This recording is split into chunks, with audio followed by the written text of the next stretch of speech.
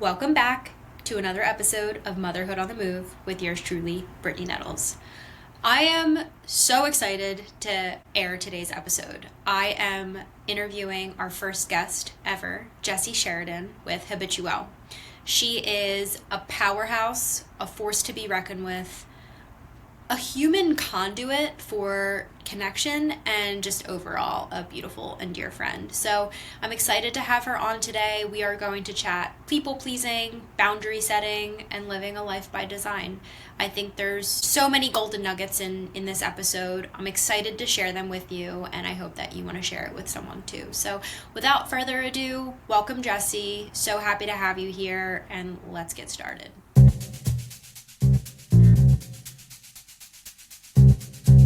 Today I got your email and I was like, oh my God, congratulations. You just went full time with Habituelle, which we know was all coming. Since day one, I thought about our coffee at Rival Yeah. Bros in Passyunk 3 years ago when you had just launched Habituelle, I believe, or Mm-hmm. maybe it was in its very early day infancy.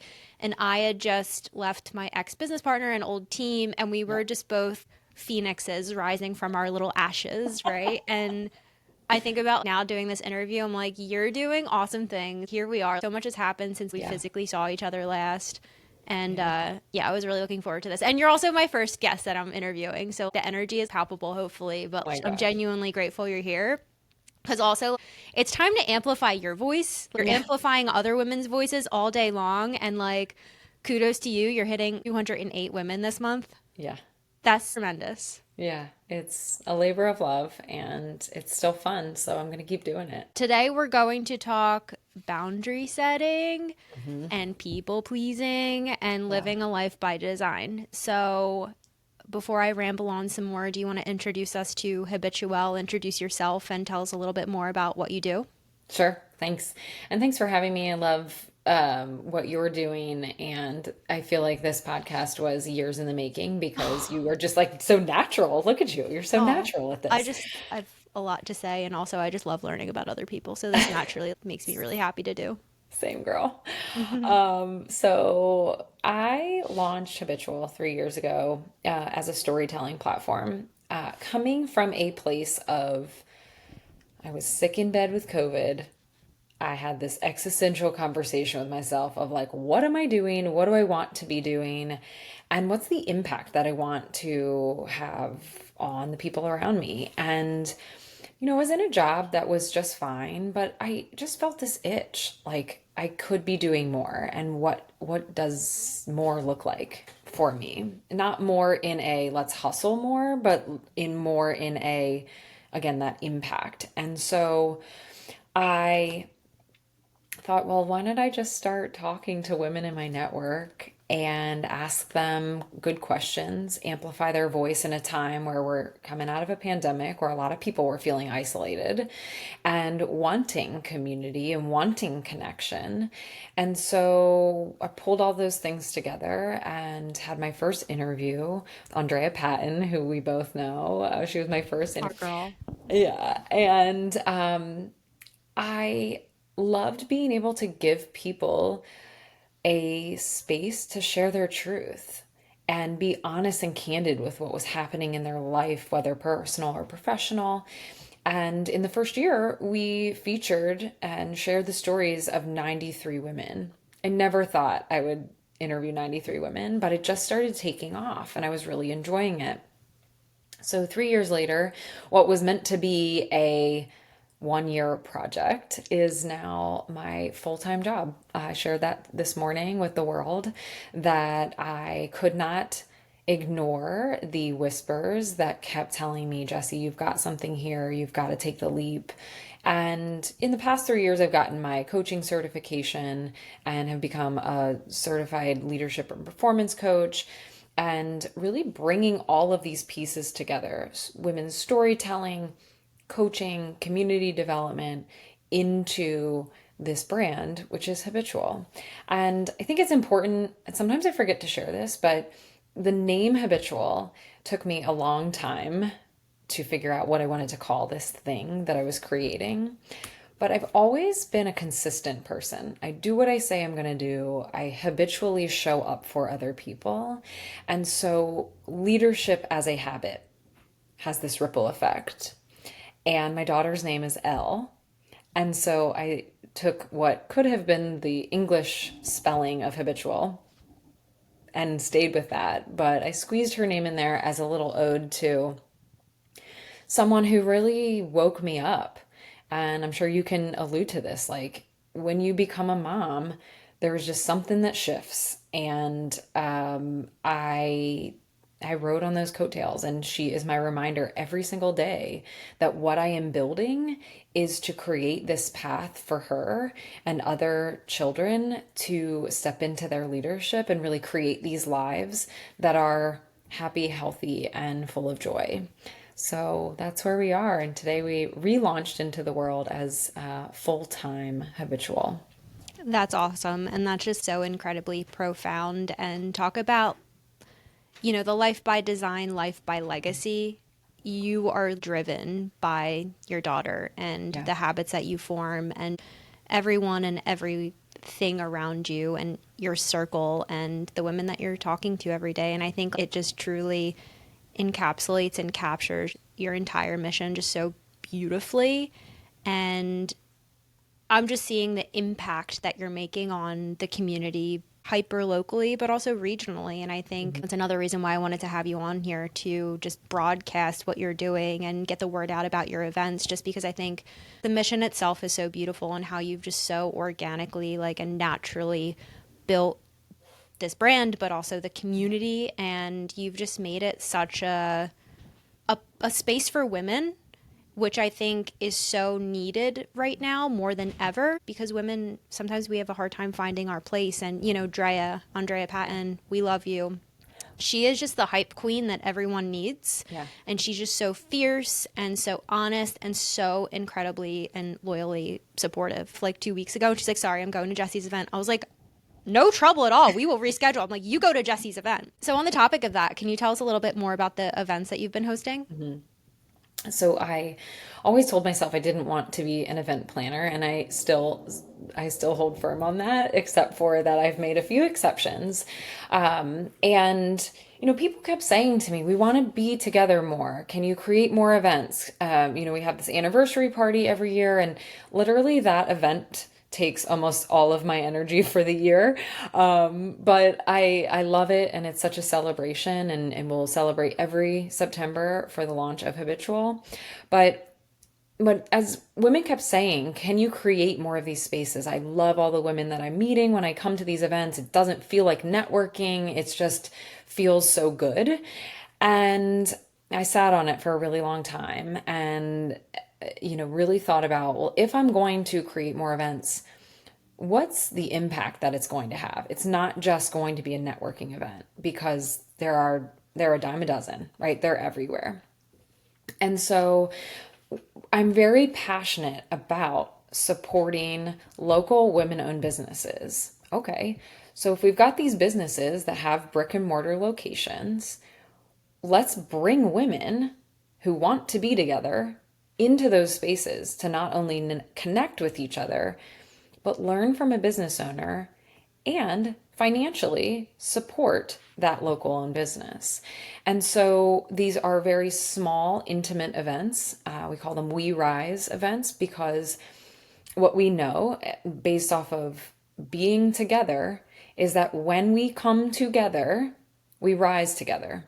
And so We Rise comes from a place of generosity. It comes from a place of, I'm going to help you because I know that you will help me. This is a reciprocal relationship, and we rise higher in our leadership and our community when we come together and support one another. And so we have had 3 We Rise events so far in local women-owned businesses, and they have all been an enormous success, because the women coming to these events, they get it, right? They understand that we are coming together, we're supporting one another, we're engaging with the business owner, we're supporting them buying their products or taking their class or, supporting their boutique.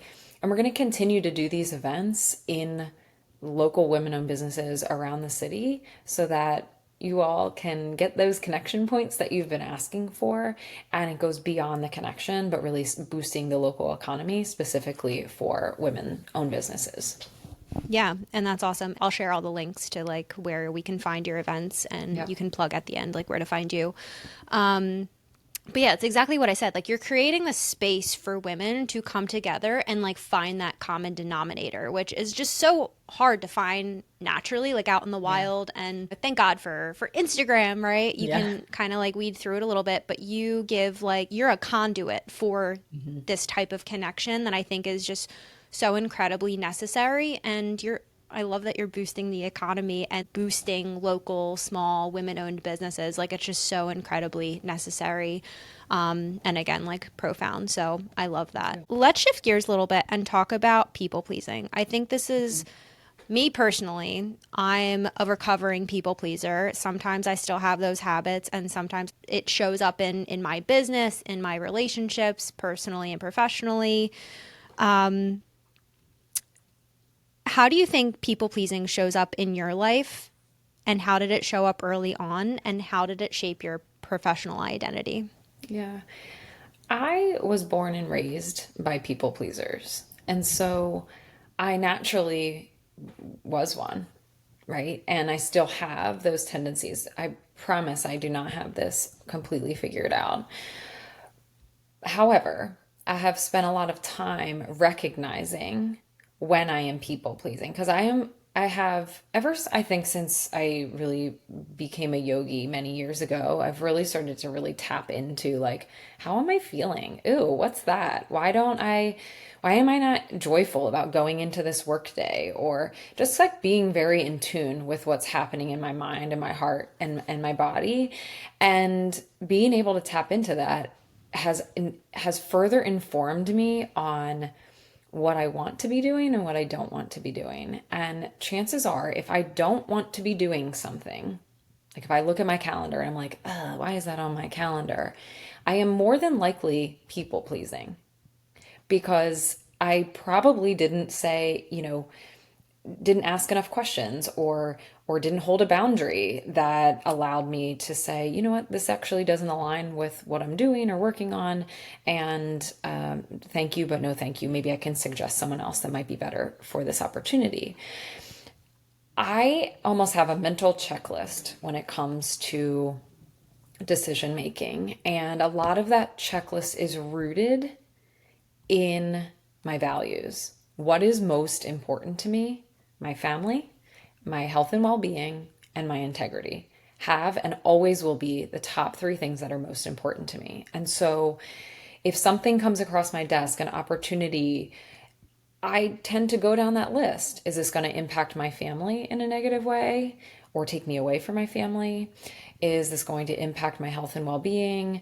Or is this going to challenge my integrity? If any of those things are a yes, then I really need to consider the opportunity. At the end of the day, if I want to do something and it doesn't, you know, doesn't lead to something bigger and better, if it still brought me joy, great. That's a choice I made and a decision that, allows me to say yes in that opportunity. But if it's something that I'm thinking, you know what, this really isn't in alignment, probably because it doesn't align with one of my values, it's going to be a no. And so your question is, how does people pleasing show up in my life? Well, I get opportunities all the time to speak or to lots of coffee chats, and I love that because so many people have sat down with me, so I almost feel this desire to pay it forward. And so it may be that I can't say yes for that exact time that someone wanted to get coffee, but can we push that back 2 weeks? My calendar is more free and I can do that and support you. So it's a constant push and pull of levers to be able to say, is this something that I really want to do? Is this going to help somebody? And not saying yes right away, creating some space before saying yes to go through that mental checklist. No one's expecting you to respond to a text message or email immediately. And if they are, that's a whole nother conversation and podcast. But being able to create that pause before saying yes, because I love to say yes. I love to make people happy and being a pleaser. But I've really learned that when I am being a yes person or people pleasing, oftentimes I'm saying no to myself and not pleasing myself. And so I am the best Jessi, the best mom, the best partner when I have feel like I have control over what's happening, because I've made the best decisions that align with where I am and where I'm heading. Yeah. And I think it's a master class in just prioritization. Yeah. Right. Because I think we're people like me, like you, we might be recovering people pleasers, but we're also from the generation of like hustle culture. Yes. So we're also recovering from the hustle culture that we grew up in and felt pressured by and Yes. still have little bits of in our daily life. And I think especially as a woman in business, it's it's dual sided. One side is I feel the need to outperform men, right? And like keep up with men. And that's something to say out loud.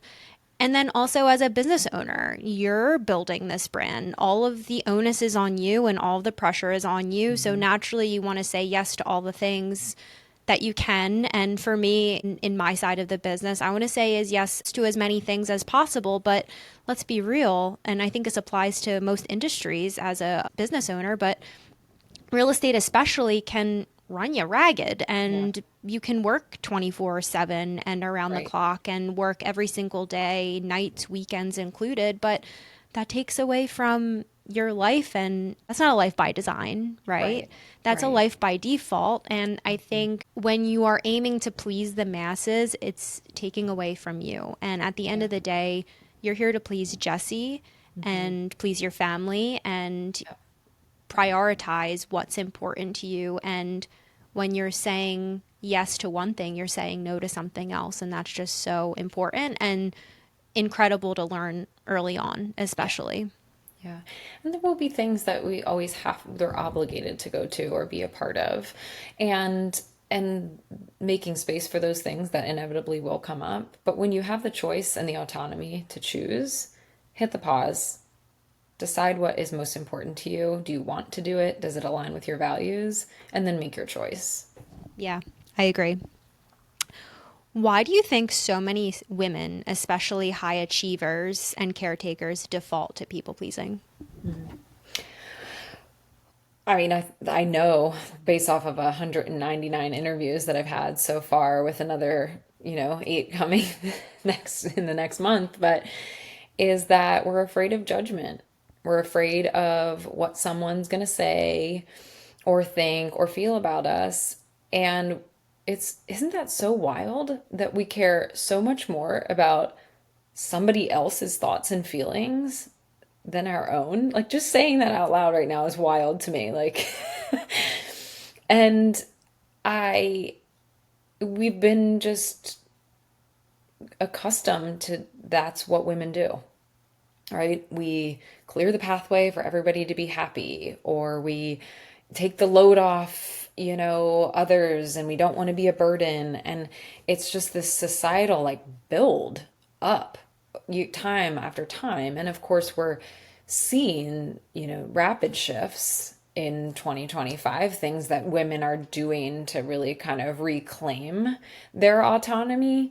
But we've got so many years that have compounded of societal messaging and pressures that it will take a very long time until women as a society are really thinking differently about people pleasing, because it's what our mothers did, it's what our grandmothers did. I mean, I think about how my grandmother was with my grandfather.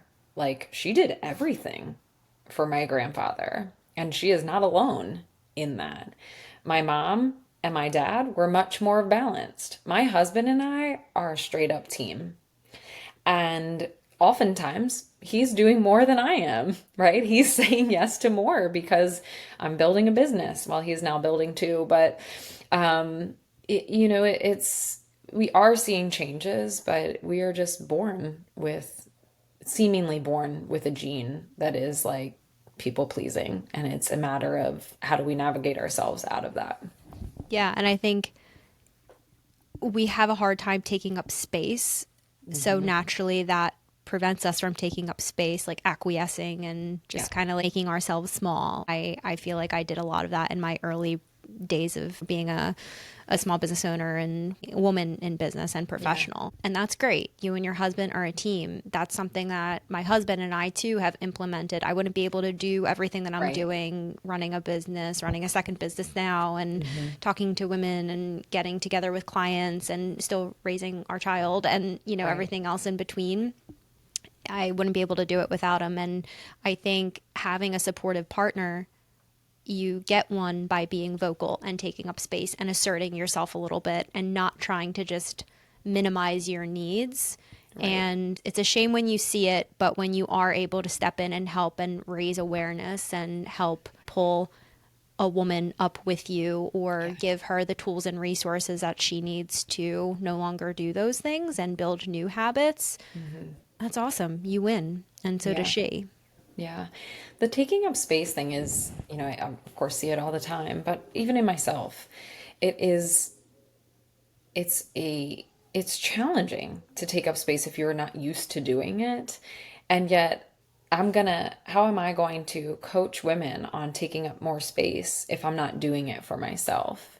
And so it's like this muscle we have to develop and just continue to expand as we go and grow that confidence and that space that's needed to really flourish. And I'm having this thought right now, Brittany, of like, if we don't take up more space and we don't share our knowledge and our expertise and we don't take opportunities like sitting on a podcast and sharing our story, this is taking up space. If we don't do that, we're actually withholding information from others. So I try to look at it as, if I'm able to take up more space and share my story and share my expertise and my knowledge and so on and so forth, that's a gift I'm giving to people, versus looking at it as, well, nobody wants to hear from me. I don't have anything to contribute. Everybody has something to contribute. That's the whole point of Habitual. Everyone has a story. And so take up the space, share your story, share your truth, because you're not alone in that truth. Other women have experienced that. And so the more you share, the more we all feel less alone, and the more knowledge and learnings we can take with us and grow. Yeah, and it's your rise events. A rising tide raises all boats, right? Yeah. And I'm just like in my head, I'm like snapping and clapping because what you're saying is so true. And when I started this podcast, I literally started it with like my computer laptop, and I'm like, I just have to start somewhere. I'm not going to be Dr. Becky or Alex Cooper or something, right? Like they've put years of experience and help, and they've mastered it, and you just have to kind of start somewhere. So this is all evolving, but that's not my point. My point is, I had the same thought. Who cares about what I have to say, right? And I put my first 2 episodes out there, and I had a resounding response from people and women saying, "Wow, you either put things into words that I couldn't, or let's talk about this more." It created so much connection and conversation, and I'm like, oh wow, I'm not the only one having these thoughts, and I'm not the only one rowing this boat, right? And I'm getting chills now because of just the response that I got. And that's what I'm doing this for, is to create the connection, to have more cohesion, and to also just like, I don't know, just foster more transparency, right? Because I think talking about social media, like it is a highlight reel still, and I'm seeing all the shiny Amazon like coffee cups and like the perfect ice and all this stuff, and I'm like, let's just embrace the mess. Let's get raw. Let's talk Right. about some real stuff and adversities that we're facing, thoughts that we have, insecurities that we have, issues with people pleasing and boundary setting. And to me, I want to talk about that stuff. I don't want to talk about the Yeah. perfections. Like, let's talk about the imperfections and the struggles, because Yeah. from that, it totally helps you rewire your brain and how you respond. And at the end of the day, help you be a better person, not just a better woman, a better person. But that's just what it's about at the end of the day. Yeah. I fondly call it the messy middle because we are constantly evolving as human beings. And we're- if we're doing life right, we should always be in the messy middle, right? We're continuing to evolve. We're continuing to push ourselves slightly here and there. And of course, life happens and we might have to take a pause, but really pushing ourselves to continue to think, well, how can I be better today than I was yesterday? And that really comes from the messy middle. I don't have all the answers. To your point, just one step forward. You don't have to have the podcast set up of someone who's been doing it for 10 years because you haven't been doing it for 10 years. You're in the messy middle, you're evolving, and it's that's where I think a lot of beauty really comes from when we realize, wow, look back 3 years ago. I was sitting with you at Rival Bros and we were like, what are we doing? You know? And then we still don't have it all figured out, but we're choosing to take a bet on ourselves and to keep stepping forward. And that is where the power and the beauty comes from in that messy middle. Yeah. And I mean, you put it much more eloquently than I did, but I said legitimately the same thing last episode. I was like, Yeah. I'm just in the shit. Like, I'm in the shit right now. Shit. And like, Yes. we're just sitting in it. And like, to me, like the messy middle, it's so true because it just means you're taking massive action. And that's like Yeah. one piece of coaching that I got from my mentor Yeah. back in 2017 when I was very much in my infancy of everything. I was such a noob and I didn't know which way was up, but I was like, just start somewhere. And I took massive action. I was creating habits, figuring out. I cast a very wide net and didn't know what worked for me just yet, but I did a little bit of everything until I figured out, oh, that feels good. Yep. Okay, that feels great. Oh, that one's producing results. Mm-hmm. And you're still doing that today. You're just doing it and repackaging it every single day, you know? Yeah. Yeah. No one has it figured out. I No. think And if they do, it's a big fat lie. right. When you actually realize and believe that and know that every person you walk by on the street, no one knows what they're doing, it's kind of freeing because you're like, okay, great. It's We'll figure like it out. when you're doing public speech or something, you're like, oh, imagine everybody in their underwear. It's kind of the Yeah. same principle, It's kind same of the same same thing, thing. you know? Yeah. Yeah. Um, Going back a little bit to saying no, I think that's such a hard thing to say. It's like the simplest thing. I think literally it's one of the first words that my infant says, right? But Yes. we as adults like have a hard time saying no. And how do you say no? How do you respectfully decline even the things that you want to do? Like, how do you say no? I like to be able to still offer something. Sometimes it's just a no, and that's what it is. But if it's, hey, Jesse, I have this opportunity for you to speak on a panel, and if I've kind of weighed out my options or I'm not available for that, I will try to suggest there are over 200 women now that I have featured that could plug into that conversation. So trying to give other folks the opportunity that maybe aligns more with what they're growing or building or their schedule. So it's, yes, I could just say no. No, thank you. I teach my daughter that, 4.5 years old. No, thank you. Period. That's all you have to say. And I'm also a giver. And so I like to kind of create that next opportunity for someone if it's possible to do.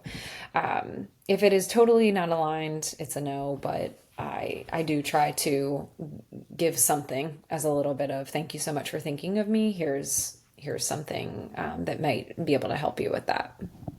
I like that redirect because I think and I don't know what like comes to your mind, but it kind of weaves in something that you mentioned earlier, which is judgment. People are Yeah. worried about judgment and what we think of them.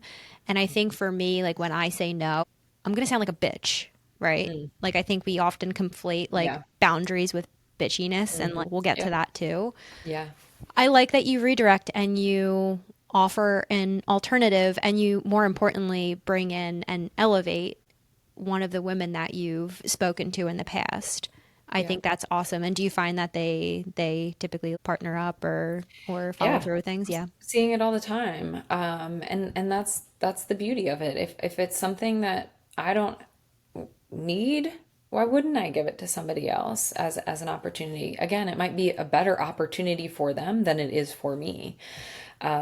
So yeah, I love to see when those things come to fruition, and seeing those partnerships happening gives me so much joy to know that like that opportunity didn't go wasted. It went to someone who it better aligned with. Yeah. And take me through one of your coaching sessions. You don't have to share it all. I don't need to know your secret sauce, but Yeah. I definitely want to hear a little bit more about some things that crop up commonly, some of maybe the more common coaching points that you touch Yeah. on, some common insecurities, accomplishments. Share Yeah. what you want. Sure. So I offer one-on-one coaching. Also offer group coaching, and they're both very different experiences. The one-on-one coaching, many folks are coming to me because they feel stuck. That is the word I hear all the time. I'm stuck. And what stuck means to me, Brittany, is they're in their own head. We have so much going on in our head, in our minds all the time. This chatter that many times is not true. We're stories that we're making up. That inner critic becomes so loud that we cannot make decisions. So we are stuck in a place. So whether that is, I'm a corporate leader and I've got this full team that I'm managing, and I've got these expectations from my boss, and I've also got these expectations from my direct reports, and I'm stuck. Well, that's because they're in their head thinking about, well, how's this decision going? They're not thinking clearly. And so my job is to help them get more clear so that they can make better decisions and step fully into their leadership. And that clarity really comes from looking at a situation. I'm very metaphor driven and visual. And so oftentimes it's like, let's put this problem out onto the table. If we're sitting here, I'm putting it onto the table, and let's inspect it from all different directions and see what's coming up. What are some of the things that are the messages and the words and the narratives that's happening in your head, and how do we start clearing that away and figuring out what's true and what's untrue, keep those things that are true and start building from them. So there's of course this like introspection that happens with coaching, which is very different than mentoring. I would just be like, well, here's what I think you should do. But coaching is helping to set the foundation for lifetime leadership versus just you're in this situation and here's the answer that you need to solve this problem. But developing these foundations and that will really help you long term. It's not unlike therapy, but therapy looks at your past. Coaching looks at your present and your future. And so to have a therapist and a coach, you're golden, because then you've got the whole spectrum of your life to work through. Now with group coaching, we also need to look introspectively at our decisions. But what's really unique about group coaching is that we are tackling challenges as a group. So not only are you hearing from me, your coach, challenging you to think differently on a certain topic, but now you also have other women, 5 to 10 other women that are here with you that are navigating similar challenges. And you can talk about, well, here's kind of what I did in this similar situation. So you're also getting feedback from multiple people. So it's dependent on the individual. Some folks will come to me and say, I want the group coaching and the individual coaching, which is truly like an immersive experience. But for some folks, they like that that group coaching or strictly just the individual one-on-one. So it's really kind of what they're navigating through. And I believe so much in coaching because I have invested in so many coaches for myself, and it has allowed me to get to where I am in my life personally and professionally. I don't believe I would be where I am without multiple coaches really supporting me in whatever season I was in at that time. Yeah, I mentioned already in 2017, I had a mentor who's single-handedly one of the more influential mentors and the most impactful. But exactly like you mentioned, seasons. You have you have seasons of life, and we're in a season now. We were in different seasons in the past, and there's always somebody, whether it's formally or informally, who acts as a mentor or a figure of influence in your life. And I think that it's great that you're offering individual one-on-one coaching sessions and group coaching sessions, because I think the group session can be super impactful and influential because it not validates, but it reminds women that they're not alone and they're going through the same thing. And again, I think when you find women who are just in the trenches with you, it hypes you up in a different way. And the one-on-one coaching, again, is so individualized, and that's so incredibly necessary. But when you get out and you mingle with other women who are just shimmying alongside you, like, that is just eye-opening and also really confidence building. It builds it bolsters the confidence, and it's empowering, which is your goal at the end of the day. Yep. Those women are also in the shit, to use your terms, and I like your term better for the record, but it's memorable, which is the point. And it does it. You're like, oh, I can let my guard down. I can realize that other folks are navigating these same things. I don't have to know it all, but if I just put my truth out there, I'll get all these responses and the support. And naturally, I think women are givers, and so we want to help each other. And the space that's created is just really, it's electric, because women are like, not only are they getting new business ideas, new leadership ideas, but they've got these new friends, right? People that they can turn to that are not in their company, their organization, or working with them, that they can be their true and authentic self and get some really great feedback, because coaching sessions are also very confidential. What happens in that space stays in the space.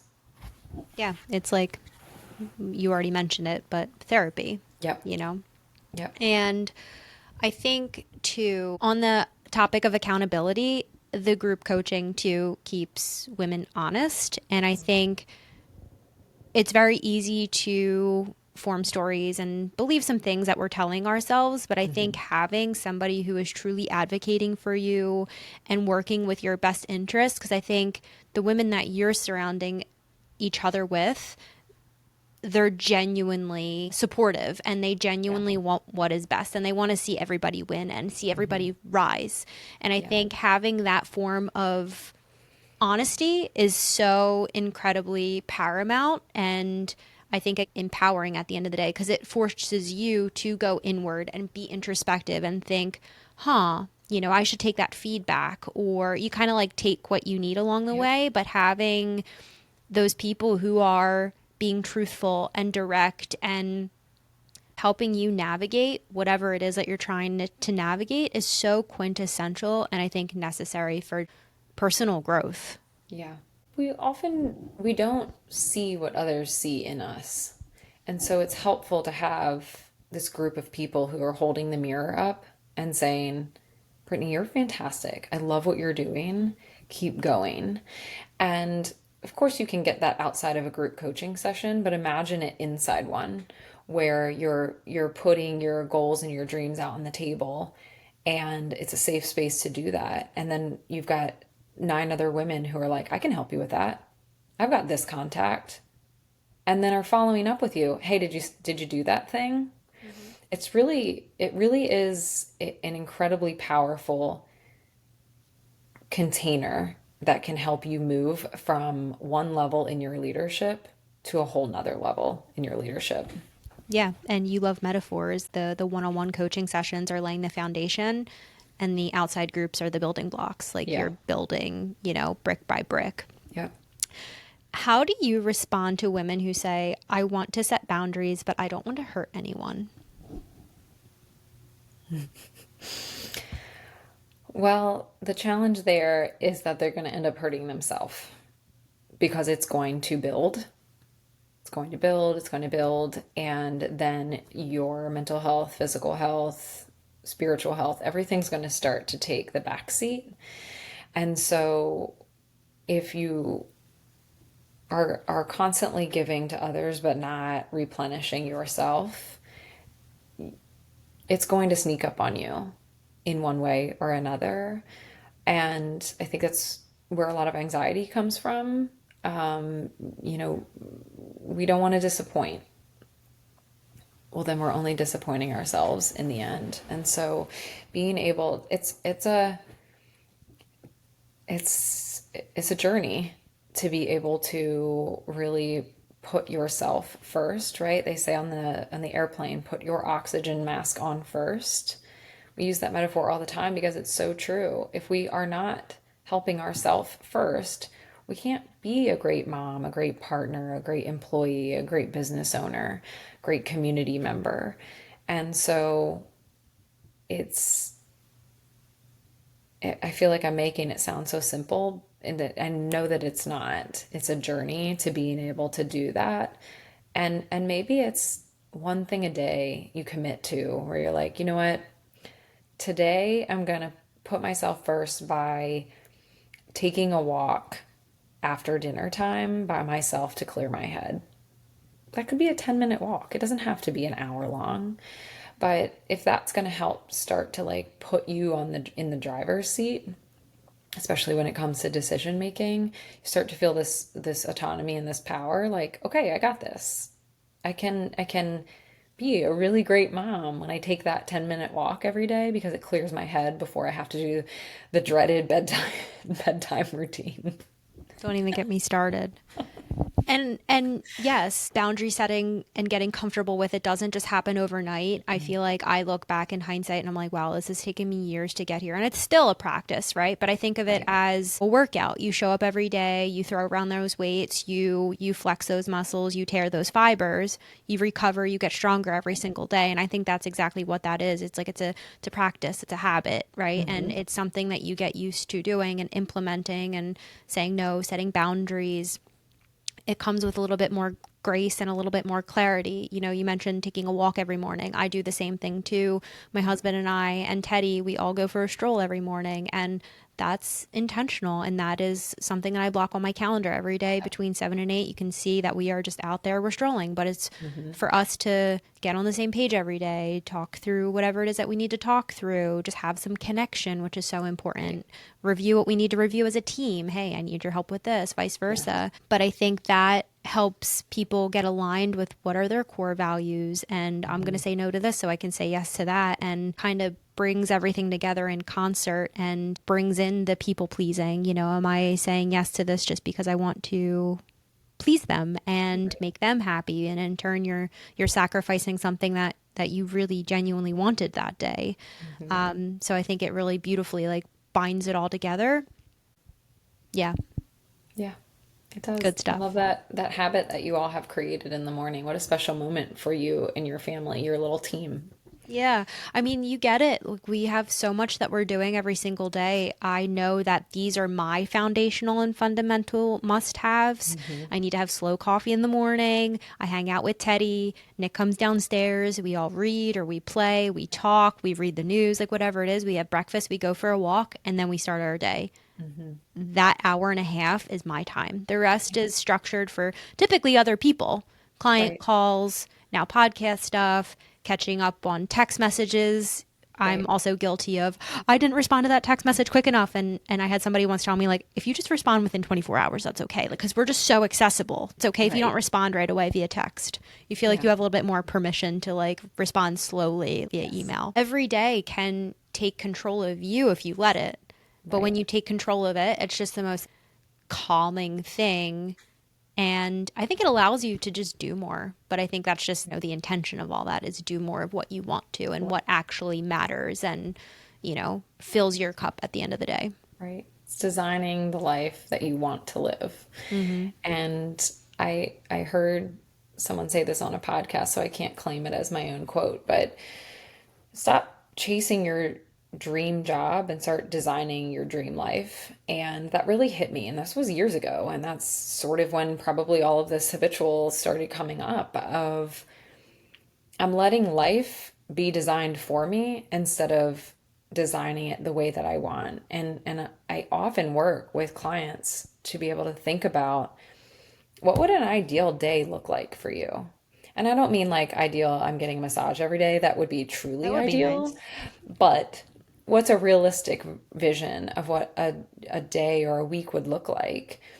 And then what's 1 year, 3 year, 5 years look like for you, and start to create these visions, because most people don't do that. They're not thinking about what would my ideal day look like. Like you mentioned slow mornings. I love slow mornings. When I have like an early meeting and I have to jump out really quickly, I just feel off my game the rest of the day. And so, and being intentional with how I set up my day, and this goes for people even that, need to commute 9 to 5, they're in an office. If that is your life, okay, that is it. But what are you designing? What's in your control to design before, during, and after that 9 to 5 that allows you to really feel like, I like this life. We should like this life. We should love it. And too often we allow life to be designed for us instead of really sitting back and saying, what would that look like day to day? And how do I make that happen for me? Yeah. And I promise we'll wrap up soon. We are approaching an hour, and I said foolishly that we were going to keep this to 30 minutes. So I'm sorry if I'm taking up too much of your time. I could talk to you all day. I'm like, are you okay on time? But I think that's something really important to call out too, because you and I do have the privilege and have a unique situation. We started our own business. So we naturally are creating our schedule every day. But if you are somebody who prefers the corporate life or is doing that for now because that works for them, you don't need to have the life by design in your professional life. You can have that outside of your professional life too, and have that beginning of the day, end of the day. That can be a way to really clarify things for yourself and also, add some color back into your life if you truly don't have, I don't want to say the autonomy, but the control that you want to have over your like professional 9 to 5 schedule. So I think like emphasizing and underscoring that it's not just professionally living your life by design, it's personally too. And those two things are mutually exclusive. Yeah, absolutely. Yeah. Okay. So rapid fire questions. I'll do two. A non-negotiable in your life by design. Oh, let me think. I know it's supposed to be rapid fire. That's I have okay. so many non-negotiables. This is why we have the edit feature. Okay, non-negotiable for me is I have to be in bed by 10 o'clock. I love sleep. I don't always get to sleep in, but I can control what time I go to bed. And if I can be in bed at 10 o'clock, I know that the next day will be set up for success. I love that. Fellow granny, except I have to be in bed by 9. Otherwise, like I'm just not a functioning human being. I also get off at the butt crack of dawn. So Yeah. I'd feel you there. Team PJs and bed by 9 or 10. And what's your favorite ritual for coming back to yourself? Meditation. It's just sitting, getting really quiet. And I don't do it every day, which some people who are avid meditators, they do it every single day. For me, I know it's a tool that's in my toolkit. So when I'm feeling a little off, I know it's time to sit and get quiet for 10 minutes. Okay. Are you sitting or are you walking or going to a coffee shop? What does that look Sitting. like? Okay. Yeah, I sit. Very impressed. Sitting is very hard. Sitting with your thoughts for extended periods of time, but the short snippets, the 10 minutes can really recharge your battery in more ways than one. Okay, one thing I do want to leave you with is this shirt. If you notice, it's teal. And I chose this color today totally accidentally and serendipitously, after I put it on, I realized, I don't know if you remember this. I got my hair cut one day and I posted the selfie on the gram, and you told me that teal was my power color. I put this shirt on today, not even thinking about it. And I was like, oh my God, Jessi told me years ago that teal was my power color. And I thought it was just another coincidence between like you launching your full Yep. time career with Habituelle today, and also like I put my teal color on. I was like, today's gonna be a great day. This is just gonna be such a fun first interview. Was a little nervous, didn't know how it was gonna go. Saying maybe It was some technical great. difficulties, some nerves, all the things. But I was like, no, chill out, girl. You got your power color. You got this. And it's just a reminder to you that like your words are just so impactful and influential. And these little comments, literally, it was an Instagram DM. You were like, Britt, love your color. It brings out your eyes. It is your power color. And I was like, I have a power color. So thank you. I love that, and thanks for sharing that. And it is a reminder that our actions, our voices do have an impact, and hopefully we're choosing to use that power positively. That's right. So where can we find you? I am all over the Instagram and habitualleadership.com, and of course LinkedIn. And what is your next upcoming event? Ooh. The anniversary party is September 10th at the Fittler Club, and would love to see old and new faces at the party this year. I can't wait. I will be there. I've got my swag bag mints ready to go. I will drop them off. And yeah, all of these links I will drop in the comments below so everybody can like, subscribe, and hopefully attend. So thank you, Jessi. I genuinely appreciate you coming on. First interview, first guest, and I couldn't be more thrilled with the outcome. Thank you for everything, all of your wisdom that you shared. I'm just so incredibly happy for, and most importantly, proud of you. So thank you. Thank you. Thank you so much. And thanks for having me and giving me the space to share my truth. Yeah, of course.